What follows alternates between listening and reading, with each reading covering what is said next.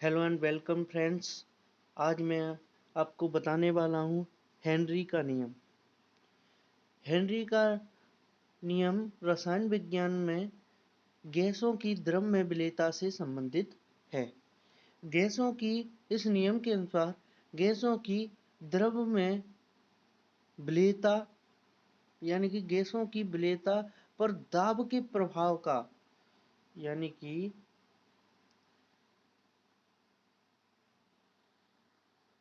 गैसों की द्रव में विलेयता दाब के प्रभाव का मात्रात्मक संबंध हेनरी के लॉ से संबंधित है, यानी कि हेनरी के नियम द्वारा ज्ञात किया जाता है। हेनरी का नियम निम्न है। हेनरी के नियम के अनुसार स्थिर ताप पर, यानी कि ताप हमारा कैसा होना चाहिए, स्थिर, यानी कि सामान्य ताप होना चाहिए।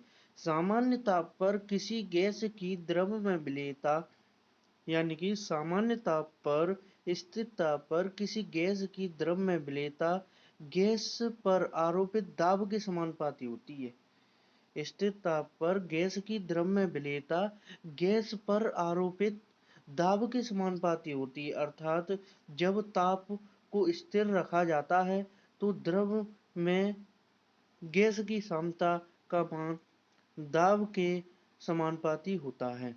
यानी कि जब स्थिर ताप रखा जाता है तो द्रव में गैस की सांद्रता, यानी कि ये कोई द्रव है जिसमें ये गैस है, इसमें इसकी सांद्रता का मान दाब के समानुपाती होता है। इसे हेनरी का नियम कहते हैं। एक बार फिर सुनिए। हेनरी के नियम के अनुसार स्थिर ताप पर किसी गैस की द्रव में विलेयता गैस पर आरोपित दाब के समानुपाती होता है, अर्थात जब स्थिर ताप को रखा जाता है तो द्रव में गैस की सांद्रता का मान दाब के समानुपाती होता है। इसे हेनरी का नियम कहते हैं। सूत्र। हेनरी के नियम के अनुसार स्थिर ताप पर गैस की द्रव में विलेयता का मान दाब के समानुपाती होता है। एम प्रोपोर्शनल पी, यानी कि ये है एम प्रोपोर्शनल पी, तो एम बराबर, अब प्रोपोर्शनल हटाएंगे तो के लग जाएगा। अब यहाँ एम द्रव में घुली हुई गैस की मात्रा, एम क्या है, द्रव में घुली हुई गैस की मात्रा, पी बराबर है गैस पर आरोपित दाब का मान है या साम्यावस्था में गैस का मान है। के बराबर है के समानुपाती नियतांक है, जिसे हेनरी का स्थिरांक या हेनरी का नियतांक भी कहते हैं। हेनरी के नियम को विलयन में गैस के मोल अंश के रूप में व्यक्त किया जा सकता है, जिसके अनुसार गैस की द्रव में विलेयता को निम्न रूप में भी व्यक्त किया जा सकता है।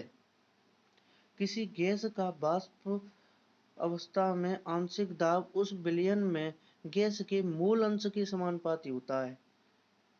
एक और नियम यहाँ से निकलता है, किसी गैस का वाष्प अवस्था में आंशिक दाब उस विलयन में गैस के मूल अंश के समानुपाती होता है। इसे हेनरी का नियम कहते हैं।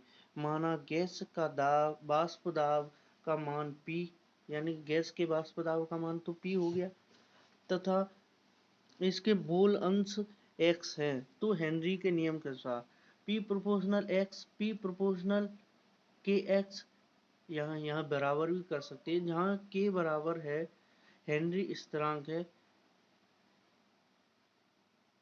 हेनरी स्थिरांक x बराबर है, यानी कि हमारा P/K। अब है इस सूत्र द्वारा हेनरी के स्थिरांक को व्यक्त किया जाता है। सूत्र के आधार पर अब बता सकते हैं कि जब दाब नियत हो उस स्थिति में गैस की द्रव में विलेयता का मान हेनरी के स्थिरांक के व्युत्क्रमानुपाती होता है, अर्थात नियत दाब हेनरी के अधिक मान के लिए विलेयता कम होगी और नियत दाब पर हेनरी के स्थिरांक के कम मान के लिए विलेयता अधिक होगी, यानी कि विलेयता अधिक होगी। हेनरी के नियम की सीमाएं।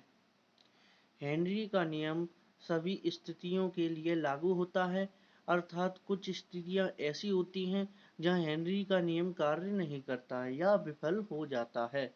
वो निम्न है। हेनरी का नियम नंबर 1, हेनरी का नियम बहुत निम्न ताप पर लागू होता है। अब क्या मालूम पड़ा हमको?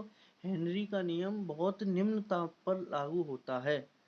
दाब का मान बहुत अधिक होने पर यह भी कार्य नहीं करता है। दाब का मान अगर बढ़ेगा तो भी ये कार्य नहीं करेगा। यह नियम तभी लागू होता है, तीसरा नंबर है, यह नियम तभी लागू होता है जब गैस की विलेयता का मान विलायक में बहुत कम होता है। अब पानी में NH3 और HCl गैस की विलेयता पर हेनरी का नियम लागू नहीं होता है। ठीक, थैंक यू, बाय फ्रेंड्स।